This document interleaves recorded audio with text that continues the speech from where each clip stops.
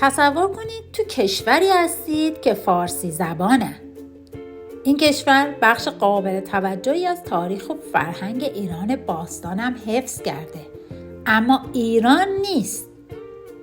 تاجیکستان جایی که دین و آزادی به شکلی متفاوت با هم ترکیب شدن. تو این کشور 95% از مردم مسلمونن. اما چطور زنای تاجیک آزادن تو انتخاب حجابی یا بی حجابی؟ لطفاً تا انتهای ویدیو با من همراه باشید.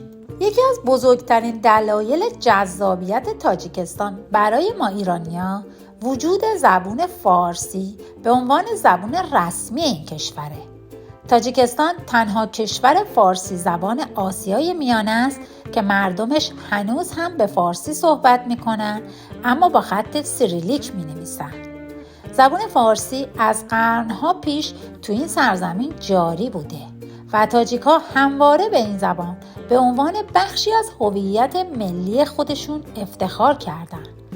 با وجود گذر سالها و تغییرات سیاسی و جغرافیایی در تاجیکستان، زبان فارسی همچنان تو روح و جان مردم تاجیکستانه. بیایید بریم یه سری بزنیم به تاریخچه پیوندهای ایران و تاجیکستان. تاجیک‌ها و ایرانی‌ها پیوندهای عمیق و تاریخی دارن.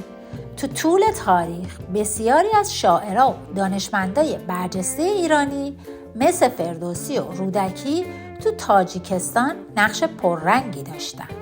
رودکی که به عنوان پدر شعر فارسی شناخته میشه، تو قرن 4 هجری تو منطقه‌ای که امروز تاجیکستانه، تو روستای رودک به دنیا اومد و اولین شاعر بزرگ فارسی زبانه که دیوانی داره که در اون بیش از 1,000,000 بیت سروده شده و نقش مهمی تو گسترش شعر فارسی و تثبیت زبان فارسی به عنوان زبان ادبی داشته.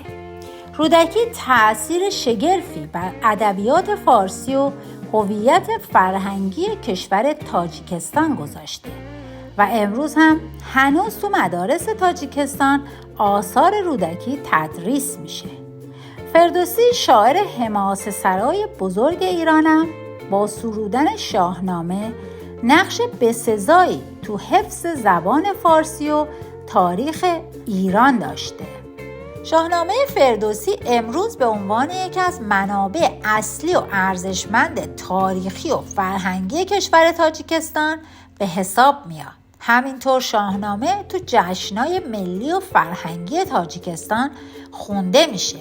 فردوسی هم نه تنها به حفظ زبان فارسی کمک کرد، بلکه ارزش‌های فرهنگی و اخلاقی ایرانی تاجیک هم تقویت کرد. این دو شاعر بزرگ با آثار ماندگار خودشون به پیوندهای فرهنگی و تاریخی عمیق بین ایران و تاجیکستان استحکام بخشیدن. تاجیکستان قسمتی از امپراتوری‌های ایران تو زمان ساسانیان و صفویان بوده و این باعث شده که بسیاری از سنت‌ها و فرهنگ‌های ایرانی توی این کشور باقی بمونه. مردم تاجیکستان هنوز هم بسیاری از ارزش‌های فرهنگی و اخلاقی تاریخ ایرانو تو زندگی روزمره خودشون حفظ کردن. اونا مثل ما نوروز رو جشن میگیرن.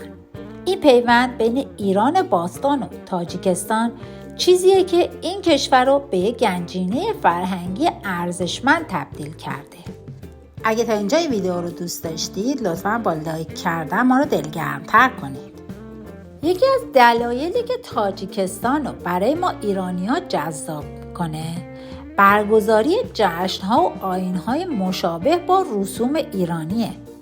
تاجیکستان به عنوان یکی از قدیمی‌ترین کشورهای فارسی زبان بسیاری از فرهنگ‌های ایران باستان رو تو خودش حفظ کرده. بارزترین نمونهش جشن نوروزه که هر سال با شکوه فراوان تو سراسر تاجیکستان برگزار میشه. اما این تنها جشن مهم مردم تاجیکستان نیست. مردم تاجیکستان جشن مهرگان هم با شور و حرارت برگزار میکنن. هممون میدونیم که مهرگان ریشه در ایران باستان داره و نمادی از پیروزی خیر بر شر و به پاسداشت فصل برداشت محصول این جشن رو در ایران باستان می گرفتن. در کنار این دو جشن بزرگ باستانی، تاجیک‌ها جشن سده هم برگزار می‌کنن. جشن سده که قدمتی هزاران ساله داره، برای گرامی داشت پیدایش آتش و شروع فصل گرماه. تو این جشن بزرگ مردم به دور آتش بزرگی شادی و رقص و پایکوبی میکنن، درست مثل اون چه تو ایران برگزار میشه. جشن باستانی سده تو 10 بهمن ماه و 50 روز قبل از نوروز برگزار میشه و به پاسداشت پیدایش آتش و غلبه نور و گرما بر سرماه. این جشن در میان بسیاری از ایرانیان، زرتشتیان و تاجیک‌ها به عنوان یکی از مراسم‌های باستانی شناخته میشه.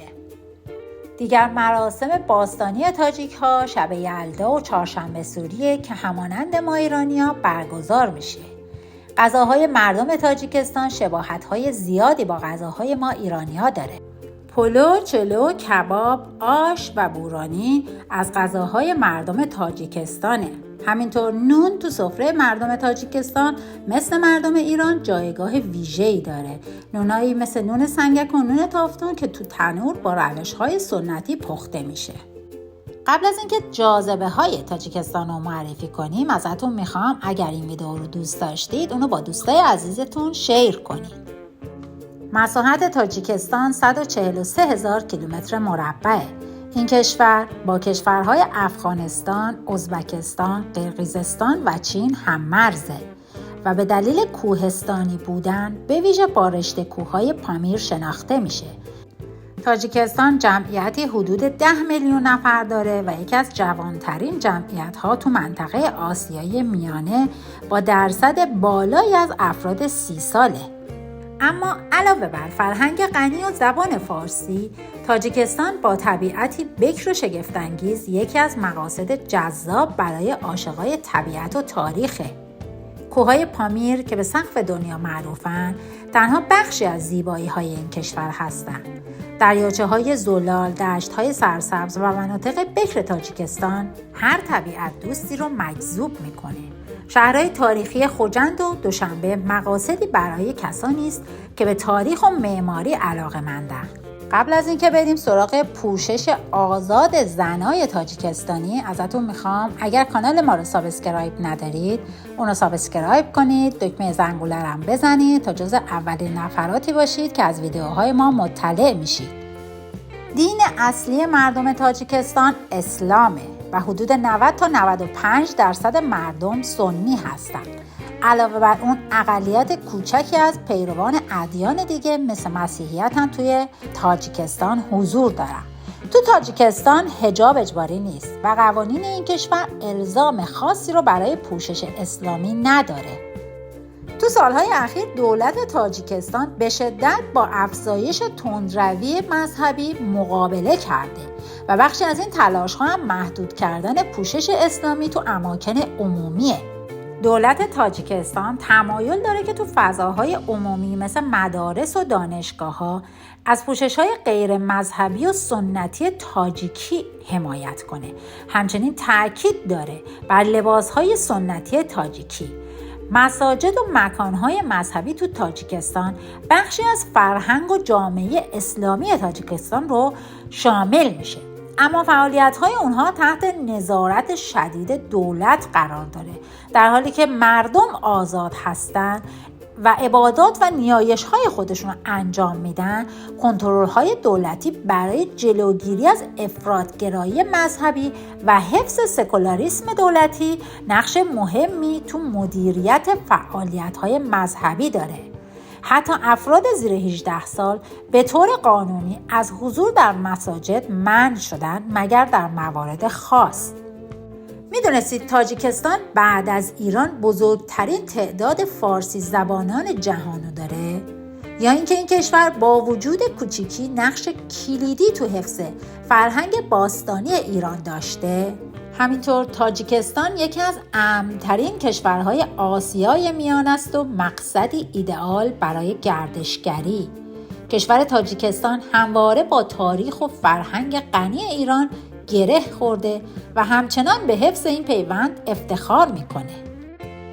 حالا یه سوال، دوست دارید امسال تو تاریخ 10 بهمن همگی با هم جشن سده رو بگیریم و از خودمون یه ویدئوی 10 ثانیه‌ای تا 1 دقیقه‌ای بگیریم، همه رو بفرستیم برای کانال دانستنی مانستنی و تبدیل به یه ویدئوی عظیم و باشکوه از جشن سده سال 1403 بشه و اونو تبدیل کنیم به یه ویدئوی جهانی تا همه جهان این آیین و رسوم با کلاس ایرانیان رو ببینن و لذت ببرن؟